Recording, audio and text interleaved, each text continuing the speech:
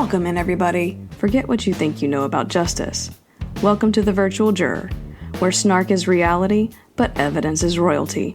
Where at first we look at the FACS, or facts and conjecture shared, before we get into the real stuff. It seems Donna Adelson's high-stakes bid for an acquittal crashed and burned, turning out to be the biggest bomb since the Hindenburg.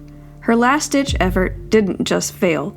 It resulted in a resounding triple-decker guilty verdict for first-degree M, conspiracy, and solicitation. The moment the foreperson confirmed her fate on the first count, Mrs. Adelson unleashed a torrent of performative grief, kicking off a dramatic production of full body shaking, indignant head-waving, and pained wailing that would have made a silent film star blush.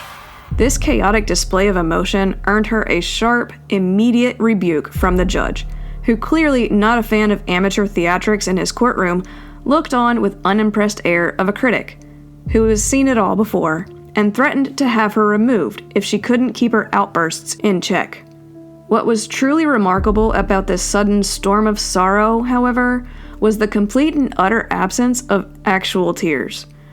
For all the sound and fury signifying everything, her eyes remained as dry as a desert, as if her tear ducts had clocked out for the day. It was a fascinating paradox. The plumbing was making all the right noises, but not a drop of water was coming out of the faucet. Her face, free from the telltale signs of redness of a genuine crying jag, suggested all sizzle and no steak. But the real show of defiance, the undeniable encore of contempt, came during the victim impact statements. As the grieving parents of the man she was just convicted of conspiring to have killed poured their hearts out, laying bare a wound that would never heal, and speaking of stolen futures, Donna put on a veritable masterclass in disrespect. Ruth Markel spoke about how Danny's death was orchestrated by his former mother-in-law, and that Donna's actions have caused immense devastation.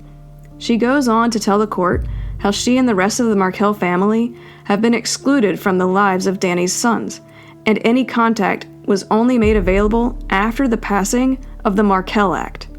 Even then, visits are highly choreographed. Ruth Markel ends by asking the court to impose the maximum sentence, stating her lack of cooperation and remorse throughout the case demands justice, the justice that Dan's life and memory fully deserve. Phil Markel says that while his statement is addressed to the court, it is also intended for the Adelson family, particularly Donna. He would like them to understand and reflect on the deep and irreparable damage.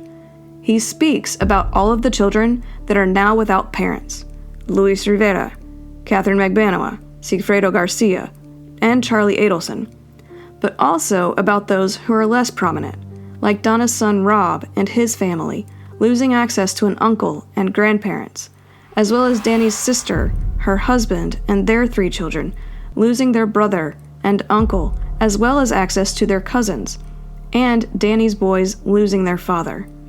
He calls their acts heinous and callous. He also speaks of a Jewish custom to wish that people live to be 120 years of age, and states, "For Donna Adelson, I wish for her to live to be 120, alone, in her jail cell." In the end, he also asks the court to impose the maximum possible sentence. He ends with one short question for Donna. Was it worth it? Instead of offering even a shred of remorse or a moment of solemnity, she sat there, broadcasting her insolence. She was seen rolling her eyes, as if listening to a boring lecture, and shaking her head, more often than not, as if they were misremembering the facts of their own tragedy. It was a silent, petulant, one-woman protest, a clear nonverbal declaration in the courtroom of her own mind that she had been exonerated. Then, without further ceremony, she was led away by the bailiffs, her dramatic courtroom saga drawing to a close, as she exited stage left to a future with a much less glamorous wardrobe.